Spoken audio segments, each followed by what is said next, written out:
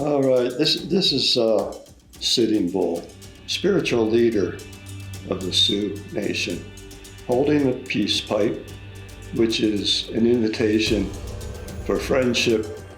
Meanwhile, in the background above his head is a depiction of the battle at Little Bighorn. This was a vision he had during the Sundance, sometime before the battle. In his vision, he saw soldiers falling out of the sky, which symbolized a great victory for the Sioux.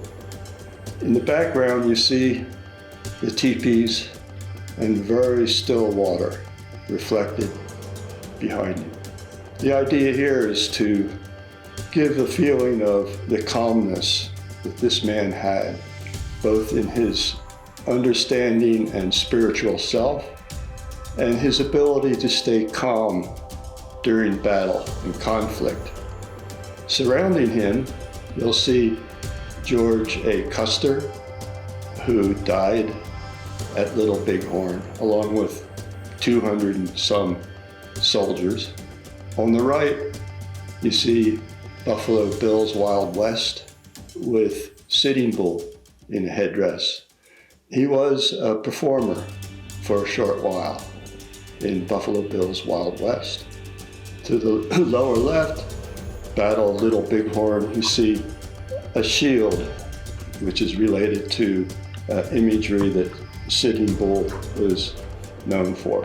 To the right, bottom, you see the Ghost Dance shield, and mistakenly, Sitting Bull was blamed for the Ghost Dance, which he did not originate and did not believe in. But just the same, the white man feared the Ghost Dance and related the Ghost Dance to Sitting Bull. And he was murdered by his own people, the Sioux police, when he was arrested, mainly just due to fear of the man and his powers.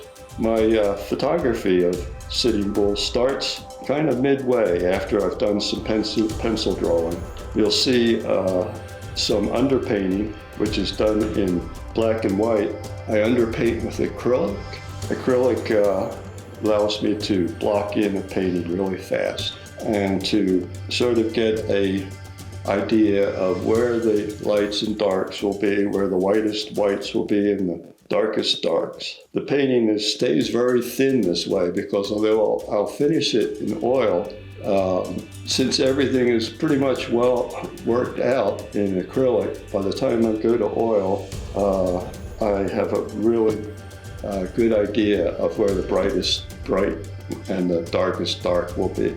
And I can make changes really fast in acrylic, whereas in oil, the changes are a lot slower. I won't try to paint over a change. I will wipe it. I keep a rag with me all the time to wipe something that's a mistake. I'll wipe it out. I won't try to paint over it. As the painting develops, I'll use medium with the oil.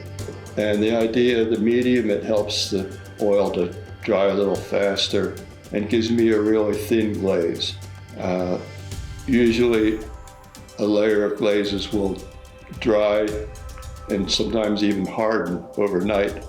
So the next day I can go in and paint another glaze. And the idea of that is, and the motivation of that is that when you paint one glaze over another, it starts to develop depth. And you have a lot of control if you do this. The tricky thing about painting oil is that as opposed to acrylic, you can't rest your hand on the painting.